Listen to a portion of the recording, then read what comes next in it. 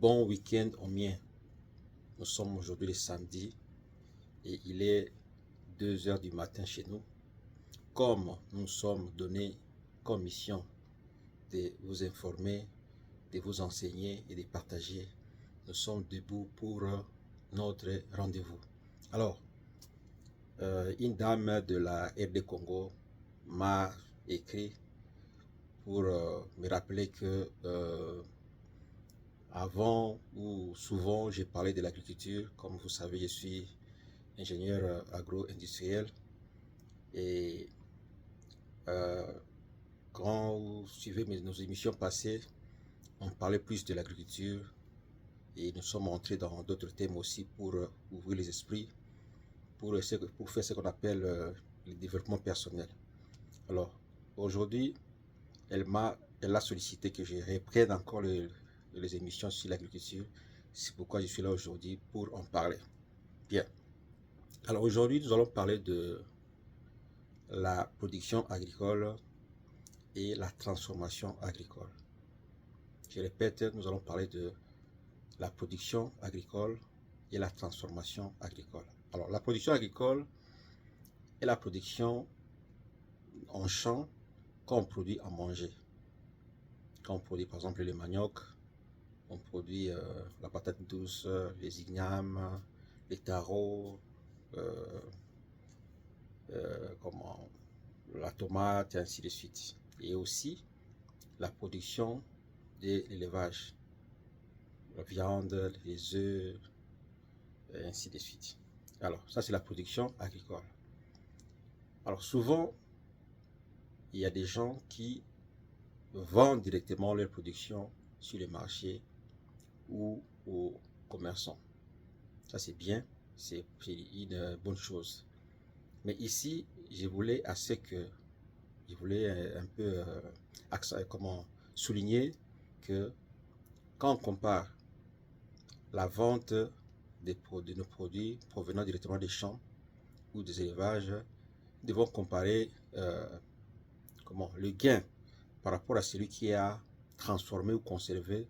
Nous allons nous rendre compte que celui qui a transformé gagnera beaucoup plus d'argent. Pourquoi?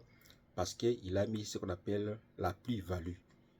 Il a augmenté de la valeur à ces produits-là. Je prends un exemple d'une culture qui est cultivée à grande échelle, qui est le manioc. Alors, quand on produit le manioc, nous consommons ces racines qu'on appelle des racines tubéreuses, si vous voulez. Alors, la production des manioc pour la consommation de bouche, quand on les met sur le marché, nous consommons ces racines-là. Alors, vous pouvez vendre les manioc sous forme des cossettes, des manioc, il n'y a pas de problème. Mais, si vous devez faire la transformation, prendre les manioc, les transformer en chikwang par exemple, vous allez vous rendre compte que pour la même quantité, si nous prenons 100 kg de cossettes de manioc vendus sur le marché et nous comparons les 100 kg de manioc transformés en chikwang, vous allez vous rendre compte que celui qui a transformé en chikwang aura beaucoup plus de bénéfices que celui qui a vendu le manioc brut. La même chose, toujours avec le manioc, vous prenez le manioc, vous le transformez en foufou. C'est-à-dire vous le trempez dans l'eau, le macérez dans l'eau, vous laissez fermenter un peu, et quand ça devient un peu mou, vous enlevez les impuretés, vous séchez soit au soleil, soit si vous avez des fours, vous chauffez dans un four, et puis maintenant vous allez au moulin pour le rendre en poudre et vous vendez sous forme de foufou en poussière. Vous allez vous rendre compte que celui qui a vendu les manioc sous forme de foufou gagnera beaucoup plus d'argent que celui qui a vendu les manioc sous forme de cossette. Donc, songeons plus à la transformation. La même chose avec les fruits. Vous avez par exemple, si je prends les agrumes sont des fruits de la famille de pamplemousse, mandarine, orange. Alors, si je prends les agrumes, vous pouvez vendre les agrumes sous forme de fruits. C'est pas un problème. Mais celui qui va, par exemple, l'acheter une tonne de mandarine qui va être transformée en jus de mandarine gagnera beaucoup plus d'argent que celui qui a vendu le mandarine sous forme de fruits. Donc, songeons beaucoup plus à la transformation. La même chose, si je change un peu de contexte, je pars dans le secteur minier, ceux qui achètent par exemple le cuivre, le manganèse, le coltan, et ainsi de suite, ils vont les transformer. Et ceux qui vont les transformer gagneront beaucoup plus d'argent que ceux qui ont produit comme en brut. Vous verrez qu'à l'époque de la colonisation, la production agricole se faisait en Afrique, mais la transformation se faisait beaucoup plus dans les pays du Nord. Parce qu'ils savent que c'est la transformation qui donne beaucoup de profits.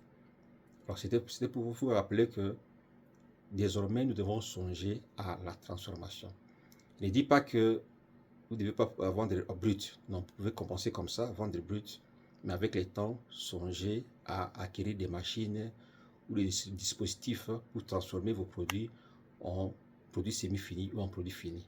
La transformation ou la conservation vous donneront beaucoup d'argent. La même chose avec la tomate. Vous avez vendu la tomate brute par rapport à celui qui a pris la tomate pour la transformer en purée. Et celui-là gagnera beaucoup plus d'argent que celui qui a vendu le produit brut. Alors c'était ça, nos amis, mes amis, notre contribution pour aujourd'hui. Et nous allons continuer cette série d'émissions pour parler de l'agriculture. Et je voulais passer une émission pour être sur le terrain, pour montrer à la communauté comment on fait les germoirs, comment on fait la pépinière, comment on fait le test de germination. Mais malheureusement, ici, c'est l'hiver et nos amis fermiers sont en temps mort, sont en état de dormance, si vous voulez. Donc, nous devons attendre à ce que la bonne saison recommence vers le mois de mai comme ça. Comme ça, je pourrais passer, prendre des rendez-vous pour vous montrer comment on pratique, comment on fait le germoir, comment on fait la pépinière, comment on fait le bouturage, le marcottage, et ainsi de suite. C'était votre serviteur de la force. Je vous rappelle que je suis ingénieur agrochimiste et agro-industriel ou agronome si vous voulez. Et j'ai beaucoup de casquettes. Donc j'ai trouvé que quand on a ces connaissances, il faut le mettre à la disposition de la communauté. On ne peut pas garder les connaissances pour soi-même. Il manque, ou un manguier donne des mangues pas pour soi-même, mais pour la communauté, pour les autres. La même chose avec les connaissances. Quand vous en avez, mettez-les à la disposition de la communauté pour aider ou contribuer au développement de nos contrées. Voilà, nous avons une chaîne YouTube qu'on appelle Héritage.